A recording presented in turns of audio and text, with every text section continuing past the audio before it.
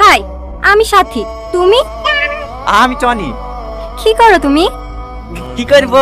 এই আব্বার সাথে মাঠে চাষবাস করি। ঠিকই ধরেছি, আসলেই গরিব। শপিং করার লাগি, সিনেমা দেখার লাগি বড় লোক বয়ফ্রেন্ড তো আছে।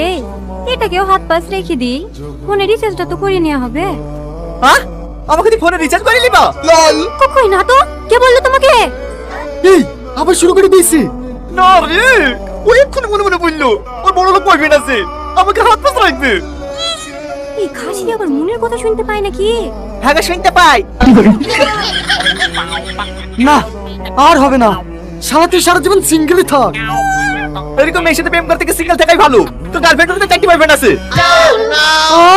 হ্যাঁ, 5টার সময় টাইম দেওয়া আছে। তোর সাথে দেখা করা হয়ে গেলে আরেকটা আসবে। বিশ্বাস নাই তো গার্লফ্রেন্ডকে জিজ্ঞেস করে দেখ। ওগো এইসব কি বলছে?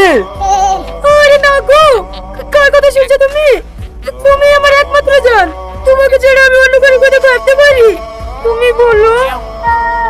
সে তো আমি জানি, এই শালাই ভুঙ্গন বলছে নিচের প্রেমটা হয়নি তো, তাই আমাদের মধ্যে বিষ ঢুকেছে। বিষ ঢুকাছি না রে শালা।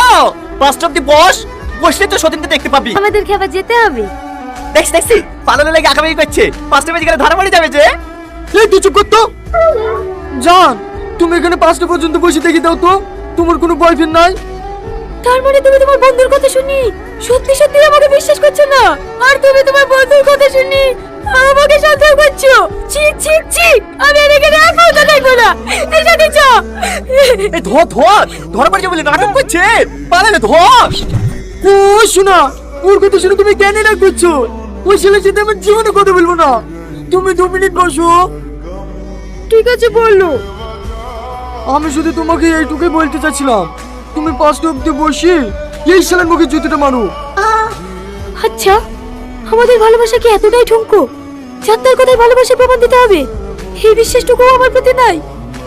আছে, তোমার প্রতি আমার অগাধ বিশ্বাস। আমি জানি তুমি আমাকে ছাড়া অন্য কারো কথা ভাবতেই পারো না। তাহলে আমাদের ভালোবাসার সম্মান রাখতে তুমি আমাকে ছেড়ে দাও। আচ্ছা ঠিক আছে। এই শালা ফেসে গেল।